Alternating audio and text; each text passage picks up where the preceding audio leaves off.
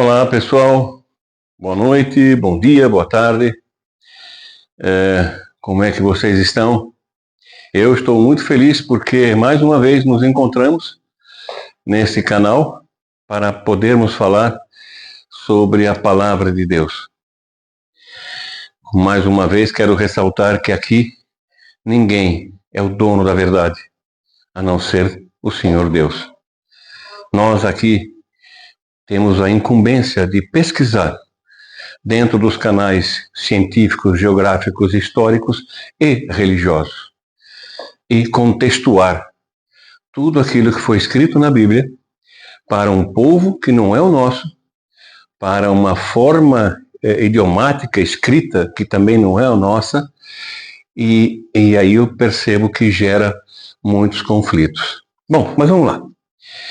Hoje vamos começar com uma pergunta. Deus criou o jardim do Éden e colocou a árvore do conhecimento, do bem e do mal. E aí toda a história se desenrola, dizendo que a serpente, que era Satanás, confunde Eva, né? E Eva acaba comendo desse fruto, quando ela foi expressamente proibida, tanto ela quanto Adão, de comer esse fruto. Ao longo do tempo, ficou marcado, pelo menos na lenda popular, que esse fruto seria a maçã. Seria mesmo? Vamos lá. Bom, eu acho muito pouco provável que tenha sido a maçã. Até porque a maçã ela é uma cultura que foi desenvolvida, foi domesticada muito tempo depois da criação do mundo. Muito tempo depois. Então, esse fruto especificamente não existia, né? Mas qual seria esse fruto? Bem, as escrituras não dizem e não informam qual é ou qual seria esse fruto. Tem alguns teólogos que se arriscam a conjecturar qualquer outro fruto.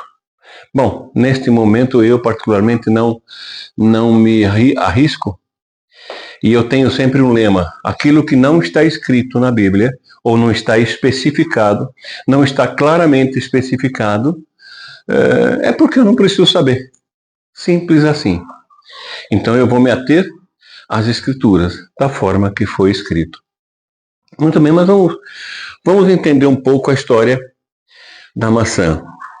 Na verdade, essa conotação da maçã como um fruto do mal, ela veio no século XIII, aproximadamente, já na idade medieval, né, onde o fruto maçã, né, no hebraico, era chamado de malos. E quando foi traduzido para o latim, né, o latim, digamos assim, um pouco mais coloquial, né, existia um nome muito parecido, que era malus, com U, que significava mal. Então, o que acontece? Nessa época, quem podia comer esse fruto eram os nobres, apenas os nobres. E as pessoas pobres, os escravos, esses não podiam ter acesso a esse fruto. E aí começou a ter uma conotação que a maçã seria o fructus, do latim, o fructus malus, ou seja, fruto do mal. E aí se linkou isso à criação, na tentação de Eva e na tentação de Adão, e os dois não resistiram a essa tentação. E a partir desse momento nós herdamos o pecado. O pecado se fez presente na terra. Então, na verdade, maçã não tem absolutamente nada a ver com a história bíblica, até porque não existia, e todo esse contexto de um fruto do mal foi criado na Idade Média pelos nobres, para que não os pobres e mais os escravos não tivessem acesso a esta fruta modificada, essa fruta domesticada, tá? Que eles queriam para si. E foi dali também, uma curiosidade, foi nesta época também, né, que os escravos queriam tomar leite e não tinha outra fruta. Então a fruta que eles davam era manga. Como eles não queriam dar o leite também, eles inventaram aquela história que até hoje permeia a nossa sociedade, que manga com leite faz mal. É claro que não faz, né? Muito bem.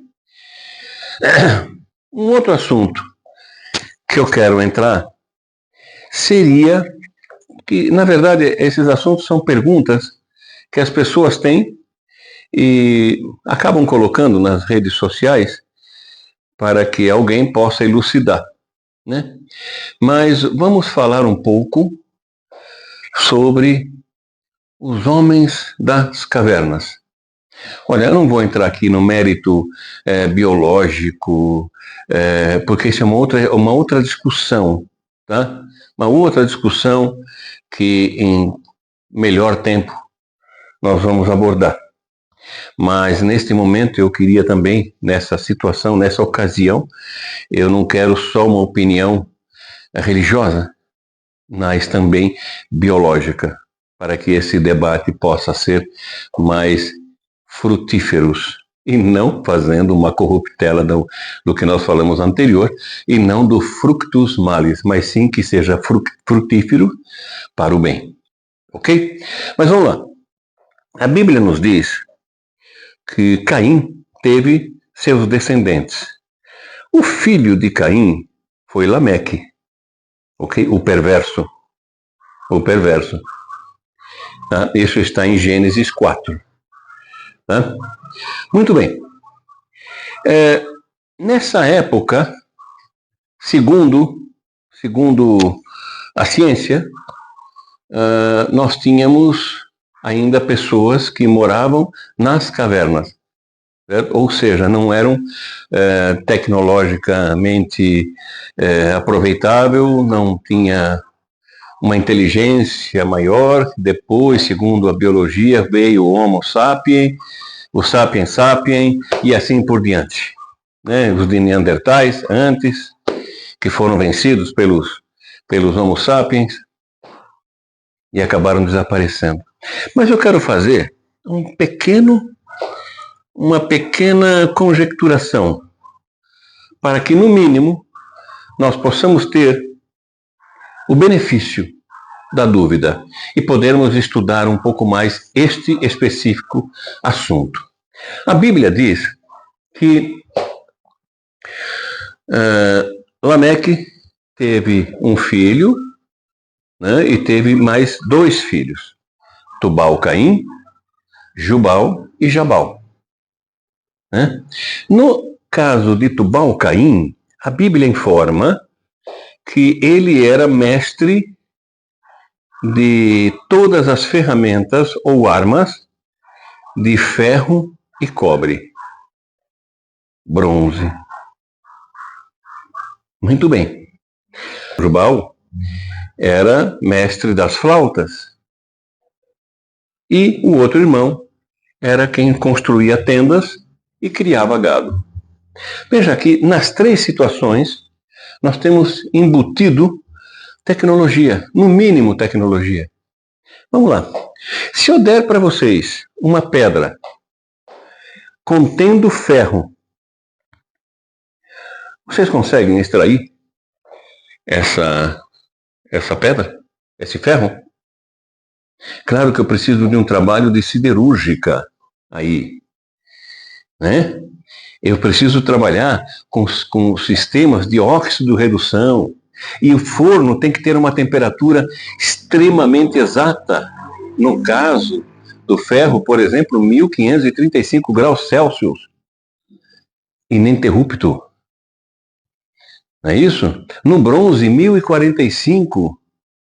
Ou seja, todo o aparato tecnológico para se extrair o ferro, o bronze, o cobre, é necessário que tenhamos uma siderúrgica. Deixa eu só dar um pequeno parêntese. O Brasil teve a sua primeira siderúrgica na década de 40, por ocasião da Segunda Guerra Mundial, que surgiu a CSN. Por um intercâmbio entre Brasil e Estados Unidos. Bom, isso é uma outra história, onde envolve a guerra, o eixo do mal, segundo o que eles falavam. Ok? Mas não era uma coisa que todo mundo dominava. Não era uma coisa assim. Entende? Então tinha que ter tecnologia. Vamos lá. Fazer uma flauta. Se eu te der um tubo de cana ou um tubo qualquer, e pedir para você furar, para que tenha o som de flauta, você conseguiria? Veja, isso é uma ciência. Transformar o ruído em melodia. Isso também envolve tecnologia. Sabe? Então fica muito complicado para eu poder aceitar que no começo do mundo, claro que a data para o início, segundo a ciência, são outras, que nós vamos discutir em outro vídeo, tá? Nós vamos falar muito sobre carbono 14, nós vamos falar sobre outros métodos de datação e vamos trabalhar um por um, certo? Mas estou só dando um spoiler nesse momento. Só vamos entender. Será mesmo que na época de Caim, Tubal, Caim, Jabal e Jubal, eles eram completamente tecnologicamente ignorantes? Caim construiu uma cidade. Não é fácil. Não é fácil isso. No mínimo, nós temos que ter expertise, inteligência. Ok? Bem, senhoras e senhores, eu agradeço muito esse tempo. No próximo vídeo eu vou falar sobre Ló e sobre as suas filhas.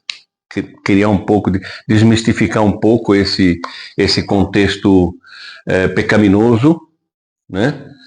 Mas ao mesmo tempo não passando a mão, não. Ok? Veja, uma das coisas que me atrai na Bíblia é que a Bíblia ela é tão correta que ela não esconde nem mesmo as coisas erradas feitas pelos seus filhos. Não esconde, de forma alguma. Ela não maqueia. Ela não dá uma outra versão, uma outra roupagem. Ela fala exatamente o que aconteceu. E isso, para mim, é indício de credibilidade. Ok? Muito obrigado, fiquem com Deus e até a próxima.